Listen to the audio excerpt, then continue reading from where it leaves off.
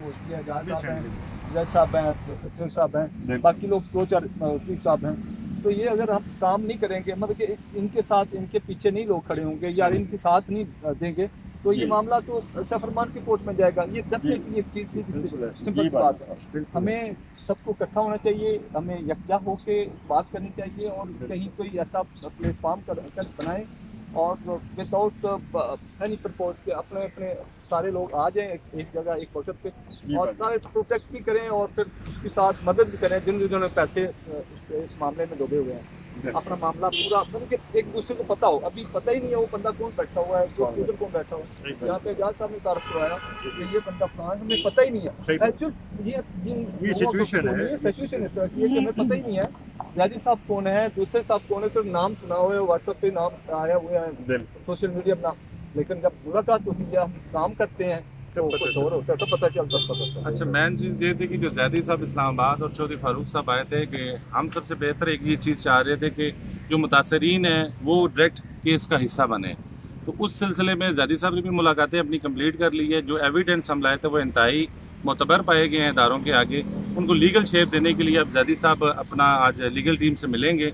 अब इस दफ़ा हम ये कोशिश कर रहे हैं कि कैश वर्थ में हम तमाम लोगों को इस केस का हिस्सा बनाएं ताकि अदालत के अंदर हमारी नुमाइंदगी वाज़ह तौर पर नजर आए। ये एक बेसिकली हम जो चाह रहे थे, जो B4U में मिसकम्युनिकेशन दिया गया है सैफ रहमान की तरफ से, वो लीडर्स को अपने साथ मिला के, अपनी B टीम्स को अपने साथ मिला के और भारी रकूमात उन लोगों को, लीडरों को दे के लोगों को दूर रखा गया नैब से कि आप अपने क्लेम्स जमा ना कराएं, आप केश वार्थ के अपने क्लेम्स जमा ना करवाएं। ये ड्रामेबाजी सिर्फ इसलिए थी कि मैं पाकीज़ा होकर बरी हो जाऊँ, लेकिन इस तरह हमेशा की तरह तो नहीं होता कि जो तुम सोचोगे वो रोज़ की तरह इसी तरह जो मुतासरीन है वो बेवकूफ़ बनते रहेंगे।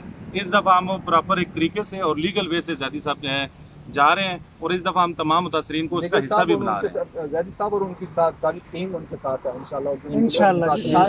इंशाल्लाह। और मैं बिलखुसूस कहूँगा बहुत शुक्रिया जैद साहब का भी, सारे दोस्तों का।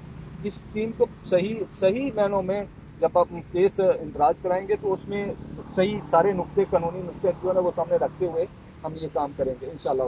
और दूसरा, अगर B4U का जो मामला है उसमें भी और कोई लोग पार्टिसिपेट करना चाहते हैं या हो सकता है तो इंशाल्लाह वो भी वकला से बात करके वो भी इंशाल्लाह। हाँ, उस सिलसिले में जो राजा रियाज ने भी हमें सबूत मुहैया किए हैं वो भी काफ़ी अथेंटिक हैं, वो भी लीगल टीम को दिखाए गए हैं जो B4U के हवाले से हैं।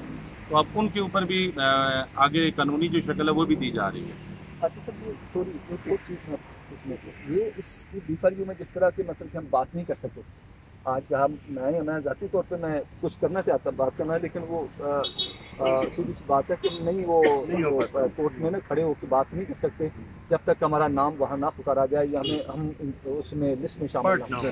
तो हम एक बस बंद कर दें।